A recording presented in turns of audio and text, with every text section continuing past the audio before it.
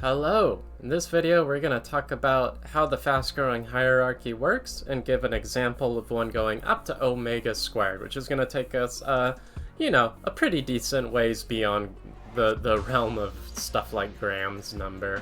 So there are three kinds of ordinals, and we're going to have to be able to recognize each of these kinds. The first type of ordinal is just zero. Good old zero. It's a special natural number. It's also a special ordinal number. So if I have f sub naught of n, that's just going to be defined as n plus 1. For example, f sub naught of 3 is going to be equal to 4. It just adds 1 to a number. And in fact, this is really the thing that's going to make our numbers bigger. At the end of the day, we're just going to be adding 1 over and over again. We're just going to be doing it in an incredibly recursive fashion. The second type of ordinal that we're going to be looking out for is the successor ordinal. A successor ordinal is any ordinal that can be written in the form alpha plus 1. Now, the way it's going to work with this is, mechanically, it's kind of like the input n goes up to the corner here, and then the plus 1 drops off. So what are we doing here? Well, we're repeating the function n number of times. We're applying the function n number of times, but we're reducing the power level of the function by 1, so to speak. So here's an example. F sub omega plus 2 of 3. The 3 goes up to the corner, meaning we're going to be repeating a function 3 times. And the power level drops by 1, so the omega plus 2 is going to become an omega plus 1. Like so. The third type of ordinal is going to be called a limit ordinal, which I'll write as lambda in this example. It's just some limit ordinal. Now, anytime you have three types of things that are exhaustive, you can define the last thing as just not the other two. So a limit ordinal is it's not 0 and it's not a successor ordinal. Then it's a limit ordinal, right? You can't write it as alpha plus 1 and it's not 0. So how does that work in a fast-growing hierarchy? Well, this is the one that gets a little bit more complicated. Basically, to every ordinal, we're going to be associating a sequence, and the rule is going to be that we're just going to replace lambda with the nth thing in the sequence associated with lambda. So you can kind of think of it as just feeding this input n into the lambda, so we're replacing lambda with some smaller ordinal in a way that we're going to explain how that works. Here's an example.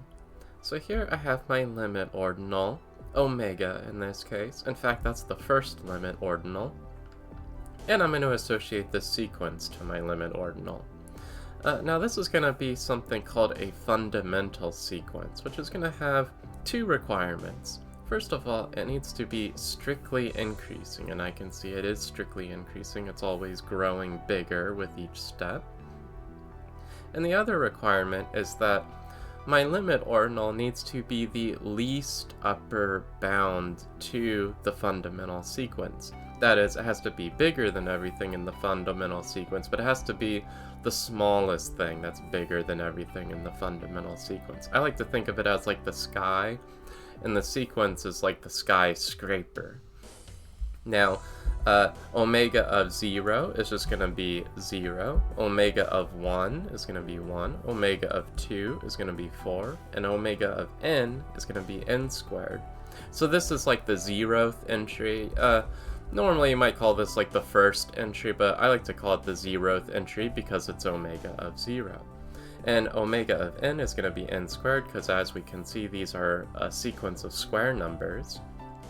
So how would this work in a calculation? If I had f sub omega of 3, then I'm going to plug in the 3 into the fundamental sequence associated with omega, which I'll call this omega of 3. So where is omega of 3? Well, let's see. Omega of 0, omega of 1, omega of 2, omega of 3. Okay, it's 9.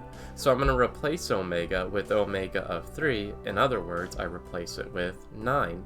So I've reduced the size of the ordinal, and now I no longer have a limit ordinal down here. I have a successor ordinal down here, and I know the rule for that. This whole thing is going to become f8 of f8 of f8 of 3. Now, that was one choice of a fundamental sequence that we could associate with omega. Here's another possible choice of a fundamental sequence we could associate with omega. Here you can see this one is a little bit more elegant. So f omega of 3, I notice that omega is a limit ordinal, so I'm going to plug in the 3 into the sequence associated with omega, the fundamental sequence. So what is omega of 3? Well, omega of 3 equals 3. So then I'm going to replace omega with 3. So you can see how to evaluate this is going to depend on which fundamental sequence you have associated to omega when you built up your fast-growing hierarchy. So let's do that. Let's build up our fast-growing hierarchy up to the ordinal omega squared and including the ordinal omega squared. So first of all, what are all of the limit ordinals up to omega squared? Well, omega times 2 is a limit ordinal, omega times 3, and so on, and omega squared itself is a limit ordinal. So we need to associate a fundamental sequence to each of these limit ordinals up to omega squared. So for omega, we'll choose this fundamental sequence. For omega times 2, we'll choose this fundamental sequence. I see it's strictly increasing, and omega times 2 is indeed the least upper bound of this sequence, so that's good. For omega times 3, I'll choose this fundamental sequence. And you might kind of see the pattern here. And then for omega squared, I'll choose this fundamental sequence. And that's it.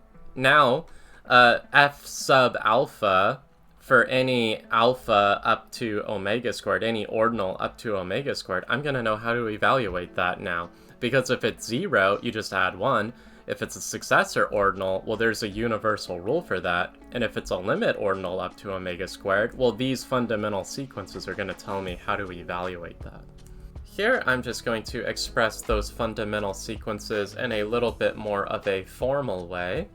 So, for example, if I have omega times 5 of 7, the rule is, here I have k equals 5, so I'm going to reduce that to a 4, like so. And then I am going to take the input and add it. So take the input and add it. So that's how it works. Now that we have our fast-growing hierarchy, let's finish off with an example calculation. So here we have f omega squared of 4. Omega squared is a limit ordinal. By the way, if you have an ordinal, you can ask yourself, does it make sense to subtract 1 from it? Is there anything that comes immediately before it? And if the answer is no, and it's not 0, then that's a limit ordinal. So I'm going to plug in 4, so omega squared of 4, it's going to be omega times 4, and then omega times 4 is also a limit ordinal, so omega times 4 of 4 is going to be omega times 3 plus 4, and then I see that this is a successor ordinal, so I am going to repeat the function 4 number of times, but I'm going to drop this by 1. So I have the plus 3s instead of the plus 4. Now, these 3 are kind of like back in the calculation. This is the one that we're focusing on, and I see that this is also a successor ordinal. So I'd end up repeating this 4 times, but with the 3 dropping to a 2, and so on. And eventually, you're going to get this f omega times 3 plus 3 being here, and then a bunch of stuff, and then eventually at the end you'll finally get some f0s showing up. And that's finally what's going to increase the number, so to speak, because f0 of 4 would then be 5, f0 of 5 would then be 6. So starting from here, you're basically expanding this out, expanding until eventually you get f0s at the end, and then you're going to start increasing that input by 1, and And that's kind of how the calculation goes. Yeah, I'll give a really long example of a calculation so you can see in more detail. That'll be another video. Let me know if you have any questions or comments. Thank you for taking an interest, and hope you have a better day than expected.